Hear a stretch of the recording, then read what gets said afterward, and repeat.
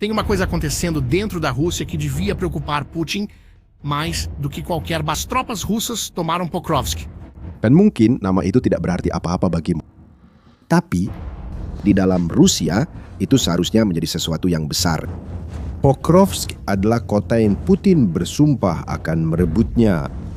Pusat itu yang dia katakan dengan tegas akan membuka jalan bagi Rusia seharusnya menelan sisa wilayah timur Ukraina. Propaganda merayakannya. Itu adalah titik balik. Itu adalah bukti bahwa mesin perang Rusia akhirnya berhasil menembus pertahanan Ukraina. Tapi kemudian bulan berikutnya datang. Dan bulan berikutnya dan pintu yang akan terbuka itu tidak pernah terbuka. Dan apa yang seharusnya menjadi kemenangan terbesar Putin tahun itu justru mengungkap kebalikannya. Menaklukkan kota terpenting dalam perang ini hampir tidak ada gunanya. Karena kemenangan kosong ini mengungkapkan sesuatu yang telah coba disembunyikan Putin selama 4 tahun. Dan hal itu tidak ada di medan perang. Itu ada di dalam Rusia sendiri. Untuk memahami mengapa hal ini sangat serius, kamu perlu tahu seberapa penting Pokrovsk. Karena ini bukan kota sembarangan. Ini adalah pusat logistik.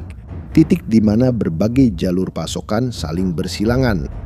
Siapa yang menguasai Pokrovsk, menguasai arus semua yang masuk dan keluar dari sebagian besar wilayah timur. Itulah sebabnya para jenderal Rusia mengatakan bahwa jika kota itu jatuh, sisa pertahanan Ukraina juga akan runtuh bersamanya. Seperti domino. Itulah sebabnya Putin menghabiskan lebih dari 1 tahun mengerahkan segala yang dia miliki untuk melawannya. Dan dia tidak menyembunyikan hal itu dari rakyatnya sendiri. Pada akhir tahun lalu, Putin tampil di depan umum dan mengatakan bahwa setengah kota sudah dikuasai, bahwa itu hanya masalah beberapa minggu saja, bahwa Pokrovsk akan jatuh sebelum musim dingin. Dia menjadikan kota itu sebagai janji pribadinya. Dia mempertaruhkan kredibilitasnya sendiri pada kota itu. Dan disitulah letak masalahnya, karena Rusia membutuhkan hampir 2 tahun untuk maju kurang dari 50 km di wilayah ini. Supaya kamu punya gambaran tentang apa artinya ini, kecepatan ini lebih lambat daripada ofensif paling berdarah di Perang Dunia Pertama.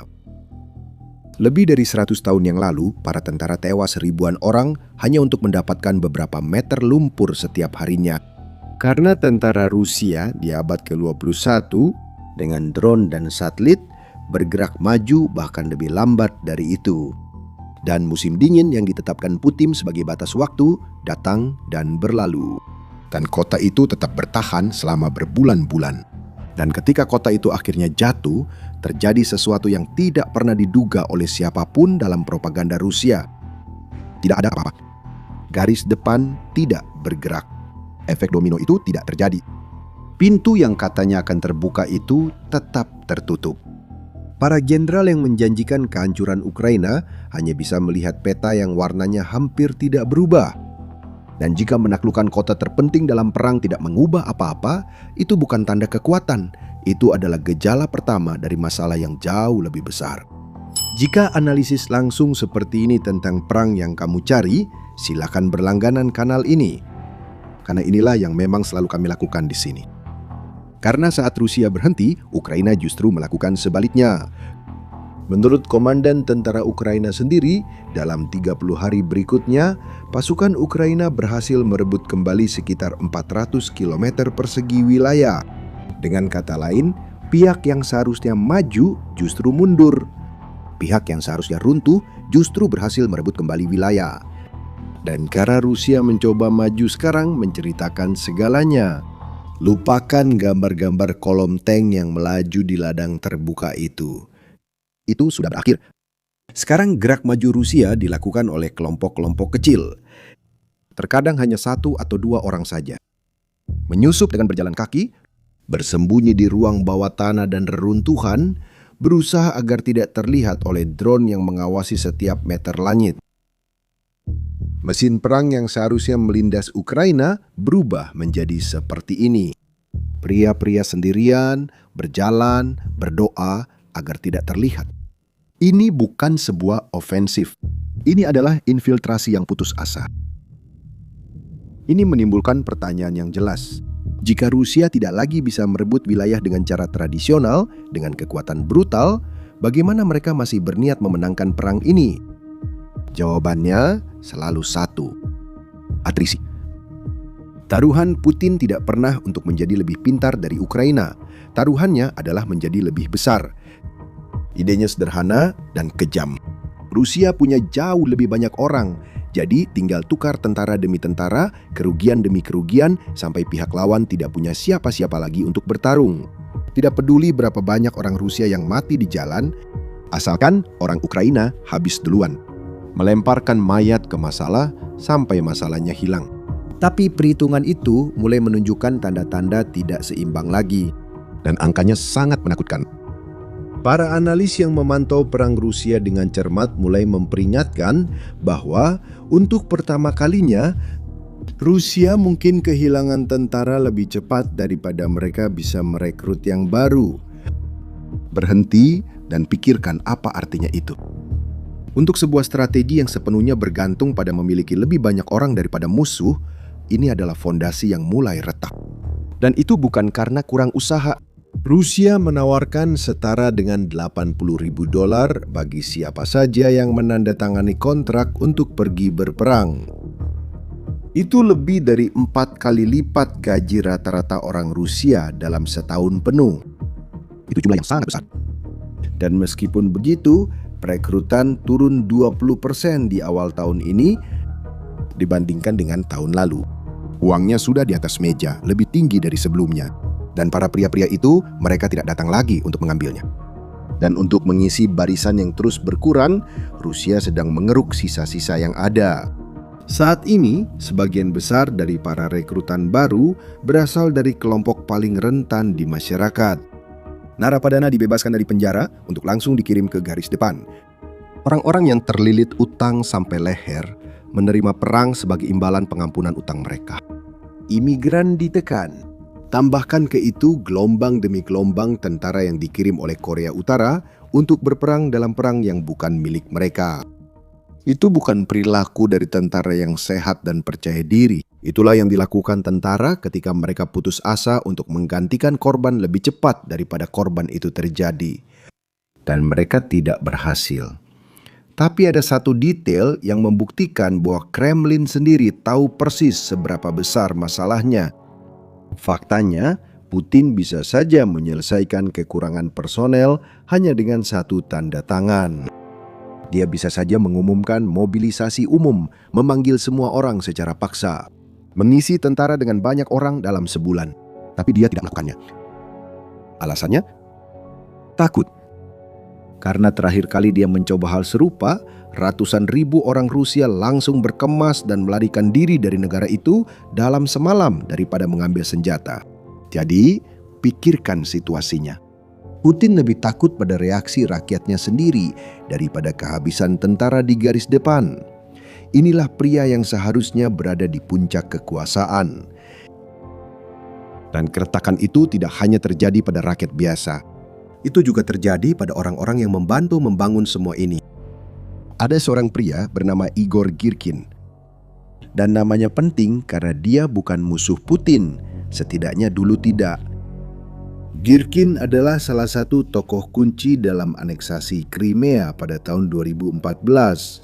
Dia adalah salah satu orang yang membantu mewujudkan proyek perang yang membawa Rusia sampai ke titik ini. Dia adalah bagian dari tim, lalu dia mulai berbicara. Dia menyebut Putin sebagai orang yang gagal. Dia mengatakan dengan tegas bahwa Rusia tidak akan sanggup bertahan 6 tahun lagi dengan pemerintahan seperti ini. Dia mengatakan bahwa Putin itu pengecut dan biasa-biasa saja. Dan tahu apa yang terjadi padanya? Putin memerintahkan untuk menangkapnya. Dan bukan hanya menangkapnya, putusan tersebut juga melarang Girkin mengakses internet untuk membungkamnya sekali dan untuk selamanya. Pria yang membantu Putin merebut Crimea sekarang berada di dalam sel, dilarang berbicara karena dia berbalik melawan bosnya. Ketika bahkan orang yang membangun kekuasaanmu mulai menyebutmu sebagai pecundang, ada sesuatu yang retak jauh di dalam. Tapi misalkan kamu bahkan berhasil mendapatkan para pria itu bagian dari masalahnya.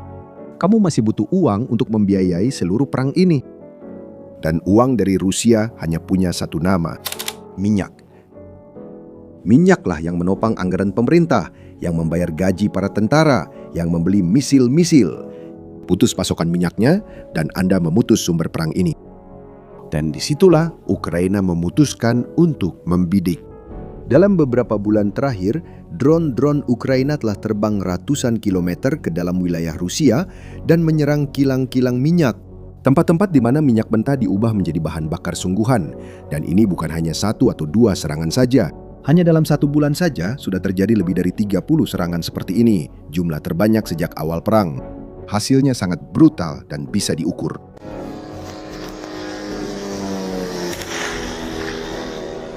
Блядь! Нихуя себе! Produksi bahan bakar Rusia anjlok ke tingkat terendah dalam hampir 20 tahun. Kilang-kilang raksasa yang memasok seluruh wilayah tiba-tiba berhenti beroperasi. Dan kemudian terjadi adegan yang merangkum semuanya. Rusia, salah satu pengekspor bahan bakar terbesar di seluruh dunia, sebuah negara yang menjadi kaya dengan menjual energi ke seluruh dunia, harus mulai mengimpor bensin melalui kapal. Negara yang memasok setengah dunia tidak mampu memasok dirinya sendiri. Dan itu tidak cuma berhenti di spreadsheet pemerintah. Itu sampai ke kehidupan nyata. Di berbagai wilayah Rusia, para pengemudi mulai menghadapi antrean yang tidak ada habisnya.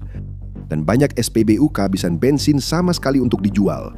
Perang yang seharusnya terjadi jauh di sana, di Ukraina, kini muncul di pompa bensin di sudut jalan. Dan masalahnya tidak berhenti pada bahan bakar saja. Pemerintah Rusia sendiri terpaksa mengakui bahwa ekonomi mereka melambat. Perkiraan resmi pertumbuhan untuk tahun ini telah dipangkas dari lebih dari 1% menjadi kurang dari 0,5%. Dan ekonomi bahkan sempat menyusut di awal tahun. Kenaikan harga minyak di luar negeri yang didorong oleh ketegangan di Timur Tengah telah membantu menutup sebagian kekurangan kas untuk sementara waktu. Tapi itu hanya kelegaan sementara. Dan kerusakan di kilang minyak bersifat struktural. Keluarkan minyak dari perhitungan. Dan yang tersisa adalah ekonomi yang berderit di berbagai sektor secara bersamaan. Jadi, lihatlah sampai di mana Putin sekarang. Garis depan terhenti. Para tentara menarik tentara, uang dalam jumlah besar sudah ditawarkan, tapi para tentara tetap menghilang. Dan sekarang uang itu sendiri yang membiayai semuanya mulai mengering di sumbernya. 3 hal yang menopang perang ini selama 4 tahun mulai runtuh secara bersamaan. Dan kemudian muncul pertanyaannya, apa yang tersisa untuk seorang pemimpin yang telah kehilangan alat-alatnya, tetapi sama sekali tidak bisa mengakui kekalahan di depan rakyatnya sendiri? Yang tersisa adalah menunjukkan kekuatan di tempat lain. Dan disinilah ceritanya benar-benar menjadi berbahaya. Jika Putin tidak bisa lagi menang di medan perang dan tidak bisa mengatakan itu kepada rakyat Rusia, dia sangat membutuhkan citra kekuatan yang baru.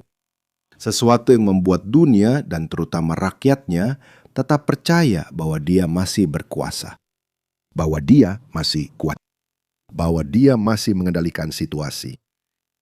Dan kurang lebih saat itulah drone-drone Rusia mulai jatuh di seberang perbatasan di dalam wilayah NATO. Pada bulan Mei tahun ini, sebuah drone Rusia melintasi perbatasan dan menabrak gedung apartemen di kota Galaxia, Rumania. 2 orang terluka. Dan ini punya nilai sejarah yang mudah untuk terlewatkan. Itu adalah pertama kalinya dalam hampir 4 tahun perang bahwa sebuah drone Rusia melukai seseorang di dalam wilayah NATO. Batas yang ditakuti seluruh dunia itu telah dilintasi. Dan Rumania bukanlah negara sembarangan dalam cerita ini. Rumania adalah anggota NATO. Dan menurut aturan aliansi, serangan terhadap satu anggota dapat dianggap sebagai serangan terhadap ke-32 negara. Dan Rumania bukanlah kasus yang terisolasi. Drone telah jatuh dan melanggar wilayah udara Polandia, Estonia, Latvia berulang kali dalam beberapa bulan terakhir. Berhenti sejenak dan pikirkan apa yang diungkapkan oleh hal ini. Lihat, perang ini sudah begitu intens, begitu dipenuhi dengan drone yang terbang kemana-mana, sehingga perang ini mulai merembes keluar batas ke dalam negara-negara yang bahkan tidak sedang berperang. Dan pada periode yang sama, Rusia mengancam akan melakukan serangan sistematis terhadap ibu kota Ukraina dan melakukan latihan militer dengan pasukan nuklirnya, hanya untuk mengingatkan semua orang bahwa mereka memiliki persenjataan bom atom terbesar di planet ini. Dan tahu apa yang ada di balik semua ini? Amerika Serikat. Itu karena Amerika Serikat selalu menjadi penghambat besar bagi Rusia. Tapi sekarang mereka sedang membagi perhatian mereka. Sebagian perhatian mereka tertuju pada perang dengan Iran, dan itu berkontribusi pada keterlambatan pengiriman pertahanan udara yang sangat penting untuk Ukraina. Putin melihat ini sebagai sebuah kesempatan saat di mana dunia sedang melihat ke arah lain, dan dia memutuskan untuk bertindak. Tapi NATO tidak tinggal diam saja. Aliansi tersebut mempercepat pengiriman pertahanan udara ke perbatasan timur dan meluncurkan operasi besar hanya untuk mengawasi dan melindungi sisi ini. Negara-negara yang selama bertahun-tahun menganggap perang sebagai masalah tetangga, sekarang berlomba-lomba untuk melindungi langit mereka sendiri. Di satu sisi, sebuah kekaisaran yang berderit dari dalam, tanpa tentara, tanpa bahan bakar, tanpa kemajuan. Di sisi lain, aliansi militer terbesar dalam sejarah dunia bergerak, mempersenjatai diri, bersiap-siap. Dan keduanya semakin mendekat satu sama lain. Kamu bisa lihat seberapa besar ini? Kemenangan terbesar tahun ini bagi orang Rusia tidak banyak mengubah keadaan. Uang tidak lagi mendatangkan tentara, meskipun Putin menawarkan bayaran besar. Dan minyak bumi, yang membiayai seluruh perang, sedang diserang. Sampai-sampai Rusia harus membeli bensin dari luar negeri. Semua yang menopang perang ini selama 4 tahun mulai runtuh pada saat yang bersamaan. Dan disitulah bahaya yang sebenarnya berada. Karena seorang pria yang tidak bisa mengakui kekalahan dan yang telah kehilangan alat-alat yang dimilikinya membutuhkan sesuatu yang lain untuk menunjukkan kekuatan. Bukan untuk Ukraina, tapi untuk rakyatnya sendiri. Dan itulah yang menjelaskan mengapa drone-drone melintasi perbatasan NATO. Ancaman terhadap ibu kota Ukraina, latihan nuklir. Tidak ada dari semua itu yang menunjukkan Putin di puncak kekuatan. Itu adalah yang tersisa ketika semua cara lain sudah gagal. Dan mungkin tidak ada yang merangkum situasi Putin lebih baik daripada Zelensky sendiri beberapa hari yang lalu. Dia mengatakan bahwa Putin tidak takut pada Ukraina, tidak juga pada NATO, tidak juga pada sanksi. Yang benar-benar ditakuti Putin adalah 1 juta tentara Rusia yang suatu hari akan pulang ke rumah dan menanyakan satu hal saja. Untuk apa kita berjuang? Sekarang aku ingin tahu pendapatmu. Menurutmu, apakah eskalasi Putin terhadap Barat ini adalah perhitungan dingin seorang ahli strategi atau keputusasaan dari seseorang yang sudah kehilangan kendali? Tulis pendapatmu di bawah ini. Sampai jumpa di video berikutnya.